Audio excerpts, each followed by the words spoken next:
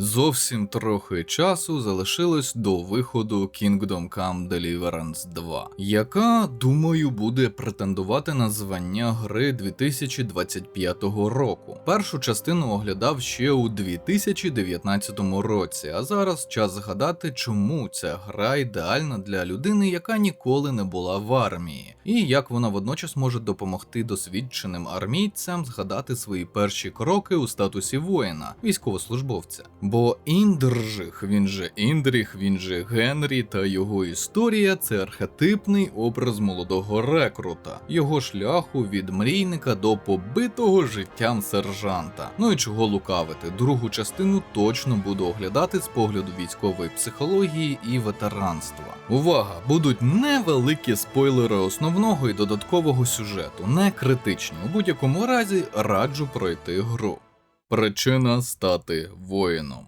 За 10 років війни бачив багато різної мотивації того, чому люди стають воїнами. Якщо ми, звісно, кажемо про добровільне рішення, бажання отримати статус, неформальну славу, жадання помсти, юнацька романтизація війни чи армії. Оце все. Побачити світ, показати себе, бажання знайти однодумців, сім'ю, яка зрозуміє його чи її тощо. Зазвичай, коли бачу якесь інтерв'ю чи репортажі, де військовослужбовця питають, чому ви пішли в армію, людина каже якусь одну причину, максимум дві. Перше, що спадає на думку, і це омана, тому що питання як таке некоректне. Піти в армію, особливо якщо ми кажемо про контракт та й про нашу мобілізацію, це дуже складне рішення, на яке впливає багато факторів навколишньої дійсності. Від банального стабільне грошове забезпечення до філософської ідеї змінення суспільства. Навіть якщо сам солдат не може це сформулювати красиво словами через рот, він відчуває і знає, що не все так просто в його минулому рішенні одягти форму і взяти в руки зброю. Мені навіть трохи смішно, що 5 років тому мені доводилося пояснювати і доводити, чому більшість військовослужбовців не тупі та не якісь обмежені, принаймні в українських реаліях. І що стереотипи про армію вкрай перебільшені, і там можна зустріти професорів, бізнесменів, інженерів, людей з купою освіт і гігантським професійним досвідом у складних сферах діяльності. Зараз уже всі знають, що армія – це зріз суспільства, де в розрахунку міномета може бути людина з неповною середньою освітою і якийсь викладач точних наук у вищому навчальному закладі з 20-річним стажем. І їм буде про що поговорити, і вони дружать. Але ми забігаємо наперед. Більшість сучасних медіапродуктів про війну не можуть пояснити таку комплексність рішення стати воїном. Творці серіалів, кіно, ігор, звичайно, можуть відчувати цей вайб, однак передати його глядачу чи геймеру не можуть. Персонажі, коли йдеться про вступ до війська, можуть жартувати, казати якісь нісенітниці або знов-таки одну чи дві причини, які стали вирішальними, але суть залишається за бортом. І тому Генрі, він же Індржих із Kingdom Come Deliverance, став для мене ідеальним прикладом пояснення, чому і як стають воїном, на який буду ще довго посилатися, коли є така потреба. Далі спойлери прологу. Усе починається банально.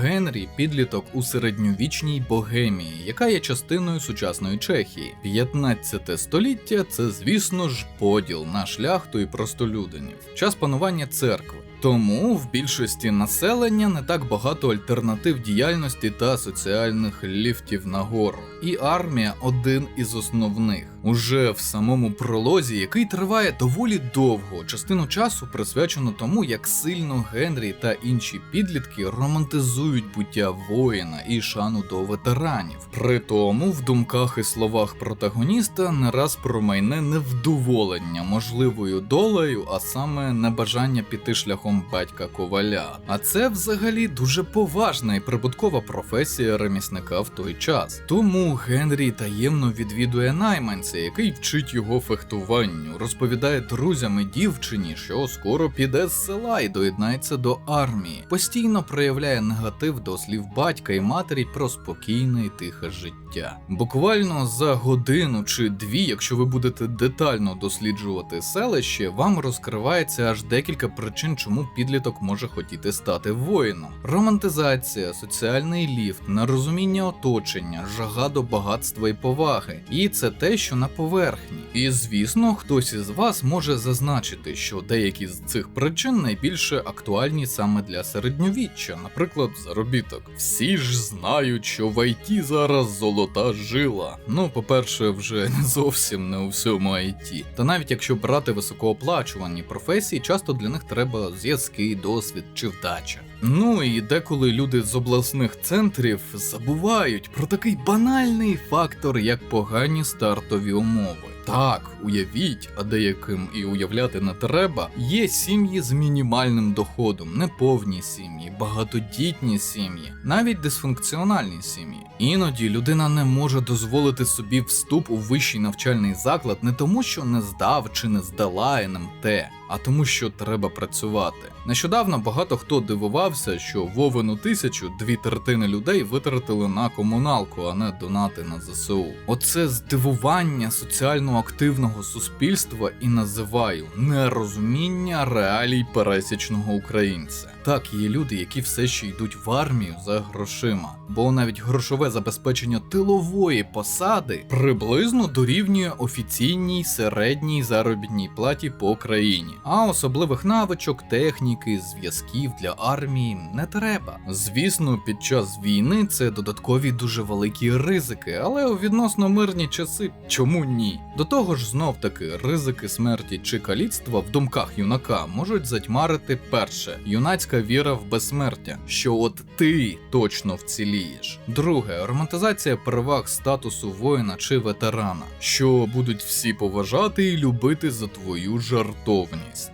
Так, майже все це або проговорюють у діалогах, або є відповідні дії персонажів, що це показують, або є підтексти, які натякають на це у пролозі гри. Підтексти розбирати не буду, бо спойлери проходження і фіналу гри. Для Генрі все, що відбувається навколо, це підґрунтя для розуміння, що він хоче і стане воїном, навіть всупереч батькам і оточенню. Однак доля розсудила інакше. У Богемії того часу якраз починається війна за трон. Її селище стає ціллю одного з кандидатів, що приводить армію найманців-половців у слов'янські землі. Різанина, втрата батьків, спроба відбити дівчину, яку намагаються гвалтувати половці, поранення і втеча на коні до найближчого замку. Це все переживає Генрі буквально за кілька годин до того, як провалитись у сон. Отут все починає ставати складніше. Романтизація розбивається вщент. На її місце заходить жадання помсти і ростки ПТСР. Поки що лише кошмари. Ну і до цього ж розуміння своєї слабкості і нікчемності, яке тільки більше підкріплює бажання швидко опанувати меч. Він тікає з-під опіки володаря замку і йде на руїни колись красивого селища. Сотні трупів, мародери, яких він ледь відганяє.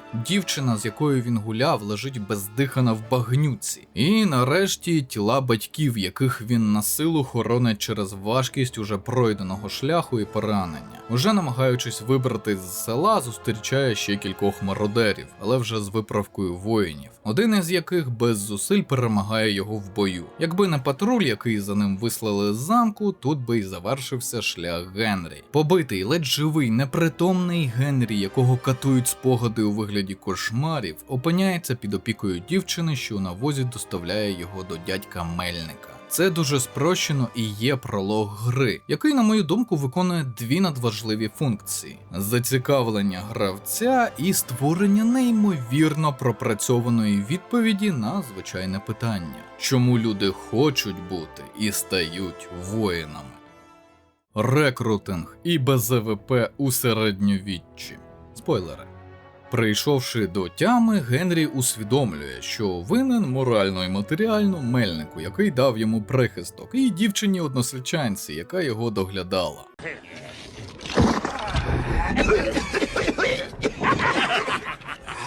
Вітаємо на землі живих. А зараз бери лопату і копай. Служба в армії тепер уже не мрія, а необхідність, бо місто, в якому знаходиться протагоніст, заповнене біженцями. І з його села також. Роботи, окрім як найганебнішої, типу чистити нужники, немає. Тож він і прямує до лордів свого і місцевого, що якраз думають, як жити далі, і проситься на службу. І його беруть, хоча знов-таки цей момент дуже дискусійний, якщо не знати фінал гри. Бо просто так не міг стати вартовим або солдатом. Бо на одного солдата треба стільки грошей, навчального часу та їжі, що банально в таких ситуаціях новачків ніхто б не брав. Отож Генрі починає вчитись. І тут одразу крутий момент. Перше, з чим стикається Генрі, що є і в реальності, і те, що часто ігнорують ігри про армію та війну, проблеми з матеріально-технічним забезпеченням. Це відчув на собі ще коли вперше отримував базові штуки: форма, баул вічмішок, каска радянського зразка тощо. На скарги: нафіга нам старі баули, коли у багатьох є сучасні транспортні рюкзаки і сумки? Положено. Хто не візьме, тому догана. Зрозуміло, що потім багато хто загубив ці срані баули з рушниками-вафельками та іншим радянським непотребом, який ще треба було здати у процесі демобілізації. На деяких людей взагалі не було форми через нестандартні розміри. У багатьох форма була поганої якості, шви, які нараз розсипалися тощо. Загалом оця вся тема з побутовими та матеріальними штуками надважлива, бо вона показує, у якому стані не тільки тилове забезпечення, а й бюрократію із цим пов'язану. Чи застаріла вона, або навпаки, йде в ногу з часом, і саме від цього залежить, із яким настроєм і як саме буде продовжувати службу людина. Чи буде витрачати свої гроші і збирати на екіпірування, чи буде працювати з паперовою системою, чи навпаки, буде намагатись її наїбати та обійти. Типу, я намагаюся не порушувати правила, але багато разів зрізав кути в армії, бо так просто швидше, легше та ефективніше, ніж працювати по статуту і методичкам. От і Генрі, який отримує мінімальну форму та дубину вартового, зустрічає досвідченого сержанта, який вчить молодого воїна не просто базовим правилам, а дуже буденному принципу. Солдат спить, служба йде. І не лізь в залупу. І якби протагоніст застряг на цьому етапі кар'єри, не мав амбіцій, не був молодою людиною, якою шило в дупі й бажання помсти, то десь тут би і закінчилася повість. Спокійне і сите життя вартового невеликого містечка. Тому Генрі волею обставин і амбіцій починає сам вчити все, що йому потрібно, нав'язується на тренування з ветеранами, береться за будь-яку роботу, пов'язану з вартою і службою, яка може посприяти отриманню нового досвіду. Ходить на місцеві турніри з фехтування та стрільби з лука. Вчиться медицині та зіллєварінню, щоб обробляти свої рани. Вчиться риториці для торгівлі трофейною зброєю і збиття цін на ремонт своєї амуніції. Вчиться полювати. Вчиться крастися для засідок і, можливо, крадіжки чогось, на що не вистачає коштів. Вчиться читати врешті-решт, бо це привілей священників і шляхти, і на це треба гроші і вчитель. А книги можуть навчити тактиці і ратному, тобто воєнному ділу. Все, що відбувається з Генрі протягом декількох десятків годин з моменту пробудження після прологу, постійне навчання та вдосконалення. Як внутрішньоігрових характеристик типу сили чи володіння відмичкою, так і вивчення гравцем, як правильно керувати персонажем у безлічі сценаріїв і пригод, що підкидає сюжет і відкритий світ. До речі, дуже важливо, що кожна навичка не тільки пов'язана з іншою, вони мають різноманітне використання у грі. Стрільба з лука – це і бій, і полювання, як приклад. Під час першого проходження ця частина гри мене приємно здивувала. Вона показує дуже неочевидну для цивільної людини річ. В армії, ким би ти не був, на якій би посаді не перебував, ти повинен мати різносторонні навички. Банально в армії, бувши ще в АТО, нагадую, офіцером-піджаком навчився працювати з деревом, поглиблено вивчив Excel, навчився готувати десятки страв із стандартних інгредієнтів, вивчив купу побутових лайфхаків, навчився шити, надавати медичну допомогу в аспектах, які навіть не уявляв тощо. Це так, навскидь. Армія вчить не розраховувати на оточення і блага цивілізації, та не думати, що тебе навчить всьому в минулому КМБ, а в сучасному БЗВП. Хочеш бути ефективним? Та просто вижити. Вчись і ще раз вчись. Навіть речам, які начебто будуть непотрібні після демобілізації. Тому я кажу, що ідеальний вік для початку кар'єри військового 20-25 років. Коли мозок ще розвивається і хапається за знання, як голодний за їжу. До того ж, ще не починаються процеси старіння центральної нервової системи, які проявляються ближче до 40 років. І саме тому не розумію військових, які кажуть: «Та я вже все знаю, мені це потрібно». Неможливо знати все, особливо в армії. Або ти адаптуєшся і вчишся, або досить швидко стаєш неефективним і навіть шкідником для підрозділу локально та армії глобально. Особливо це стосується кадрових офіцерів, про яких зараз так багато говорять, особливо після відео Маркуса.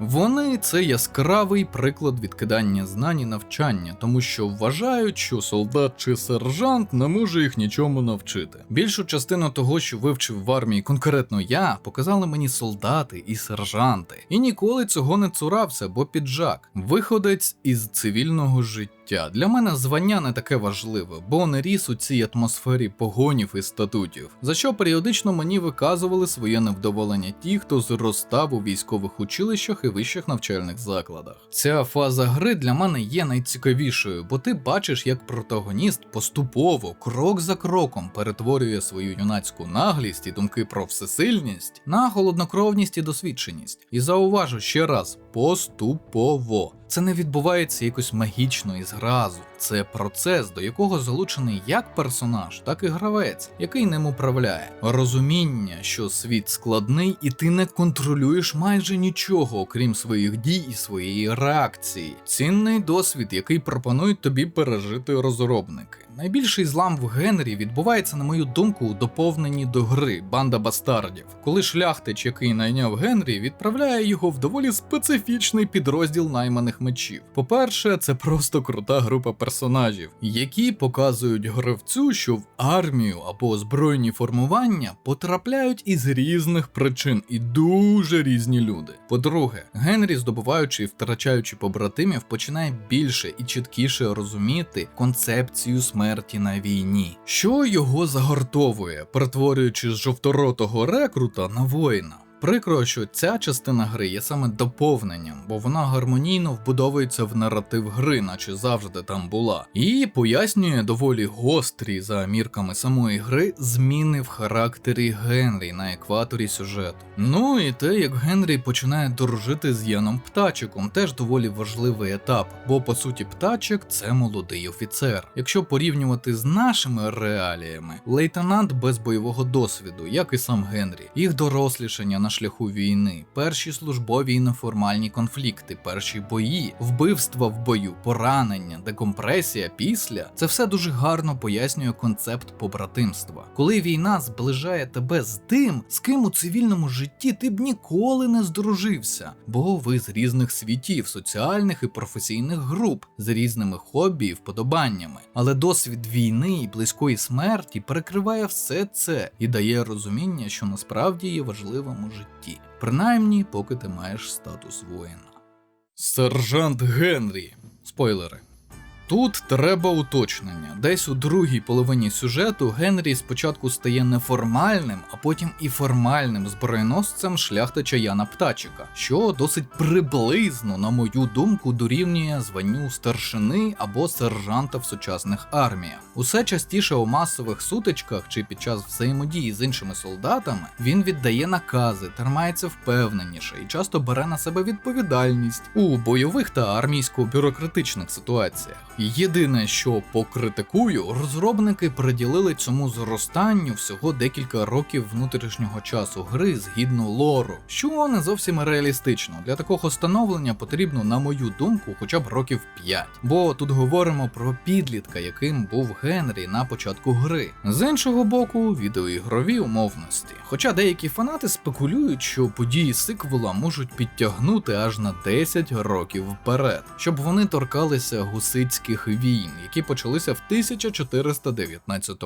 році. Загалом, якщо не зважати на це майже ідеальна презентація персонального і професійного росту по службі в збройних формуваннях. Поєднання деякої удачі, фізичного здоров'я і молодості, яке перековується у час збройних конфліктів у досвідченість і вправність. Це проявляється і в геймплеї. Характеристики, як базові типу сили і витривалості, так і вторинні типу володіння зброєю, усе більше впливають на перебіг битви. Там, де раніше треба було брати хитрістю і неочікуваністю і перезапусками збережень, уже можна вирулити завдяки вправності персонажа і гравця у зброї і товщині якісної броні, на яку ви збирали кошти купою інших навичок типу риторики і крадіжки. Пересування світом стає не ризиком, а подорожжю, бо є вправний кінь і навички верхової їзди та бою на коні. Доходить до смішного, коли вчора ще не зграба Генрі, вже сьогодні вчить інших, як треба йти в бій, чи що робити в побуті, бо битий життям.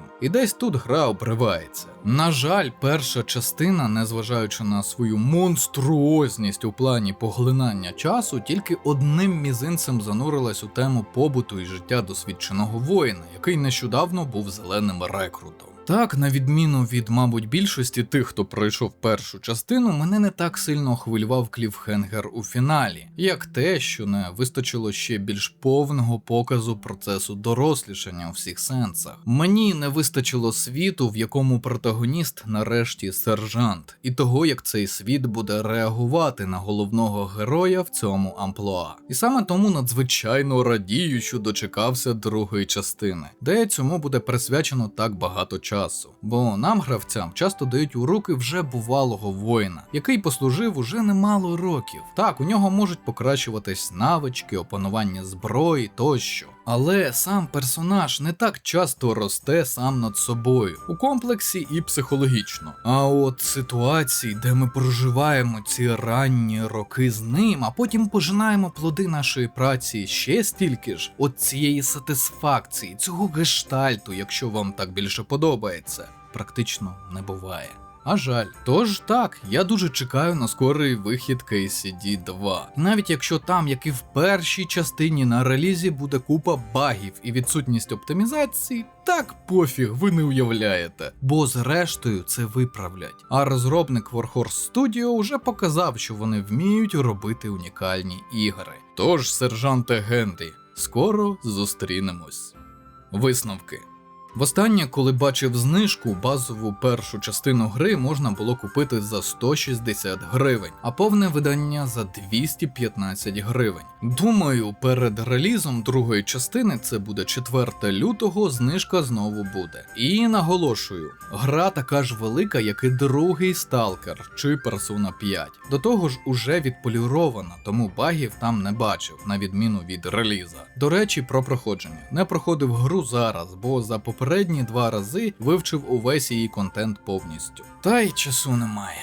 Тому записав футажі перших годин 20, які ви, власне, і бачили. Однак взагалі не так багато ігор у моєму віці Стереган надихають на повне проходження, а тут 2 рази і ще на 3-те коло пішов. Але знов таки, колись, думаю, можна буде знову нирнути у цю дилогію, бо друга частина обіцяє бути колосальним покращенням першої, яка сама собою вже унікальна гра, аналогів якої ви просто не знайдете. Як у плані сюжету, геймплею, так і в плані меседжу, про який казав вище. На жаль, відеоігрова індустрія зараз стагнує. Студії, які колись вважались мастодонтами сюжетних пригод і глибоких сенсів, як то BioWare і Naughty Dog, випускають контроверсійні продукти. В гіршому випадку лайно типу Veilguard, на який був 2-годинний огляд на каналі. Тому такі ігри, як KCD, його сиквел – це свято та перемога адекватної частини геймерського ком'юніті. І я закликаю спробувати цю чеську гру. Принаймні, якщо вам цікаво, яким є становлення воїна у психологічному і побутовому аспектах. До того ж, гра має офіційну українську локалізацію.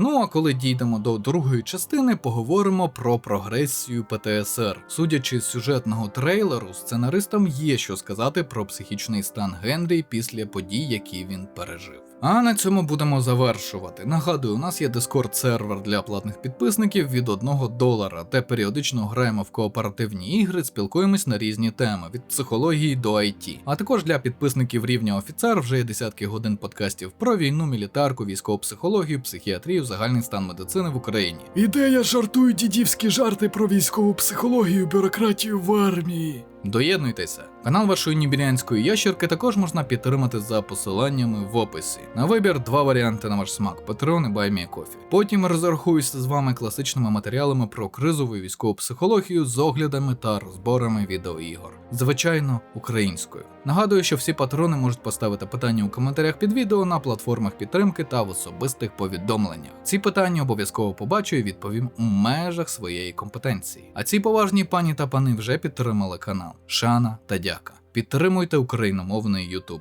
Вірте в ЗСУ. Все буде Україна.